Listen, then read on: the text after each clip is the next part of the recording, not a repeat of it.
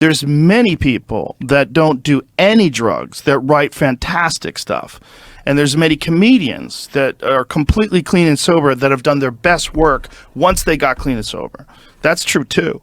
Both those things are true. Right. But I think they're tools. And we've lost some comedians. Mitch Hedberg, for example, one of my favorites. Mitch was genius, but he was really very, loved and his he had a stuff. really bad drug. His injectable heroin was his thing, which is one of the worst. But the point is, it's like they're tools.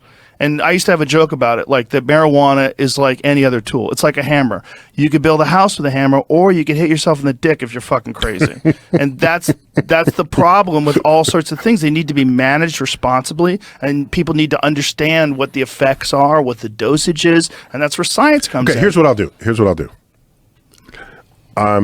I still have some writing projects that I'm going to finish. Take mushrooms? No. When I'm done with what I know I wanted to write before I died, okay, then I will consider this. Then come to Daddy. I'll come to Papa. I'll come to Papa. We'll hook and you then up. I'll see if some new creative thing comes out of me at that time. Well, I don't know if new creative things will come out of you, but I think I already got stuff. Thoughts will come out that probably wouldn't exist without them. And when you're talking about like really breakthrough psychedelic moments like DMT or mushroom psilocybin, one of the really fascinating things is they mimic neurochemistry. Like DMT is in the brain and it's in all the organs, and it's a part of natural human neurochemistry. Well, except of course, so is fentanyl. So fentanyl is a part of the human neurochemistry. You have receptors for it. So right, but DMT is produced by the human body.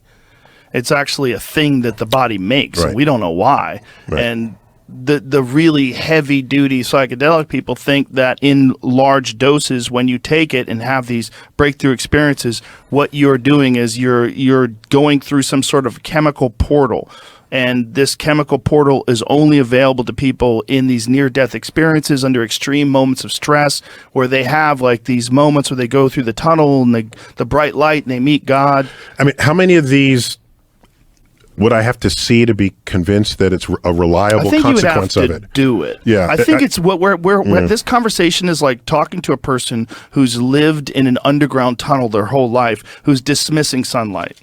They're like, what's the big deal with sunlight? I'm fine down here with light bulbs and you and your sunlight. Oh, yeah, photosynthesis. Woo-hoo.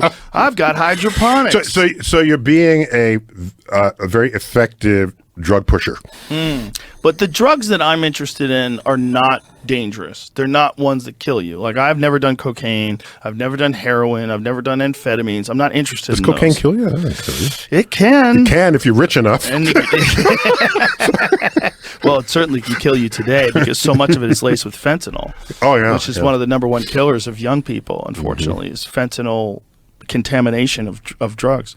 But I'm interested in pharmacology. I'm interested in what happens to the mind when it's under the influence of different substances. Yeah, I guess I'm less interested because I have to think more about what you said, but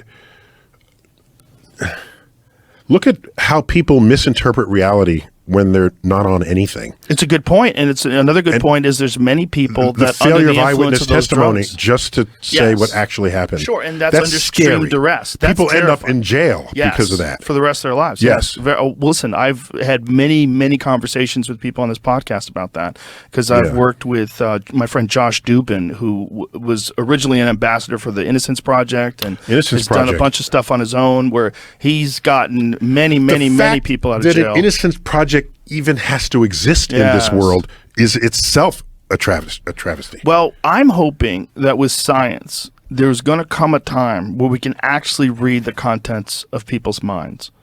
And that this will no longer be, I remember it's an episode this. of Black Mirror. Yes.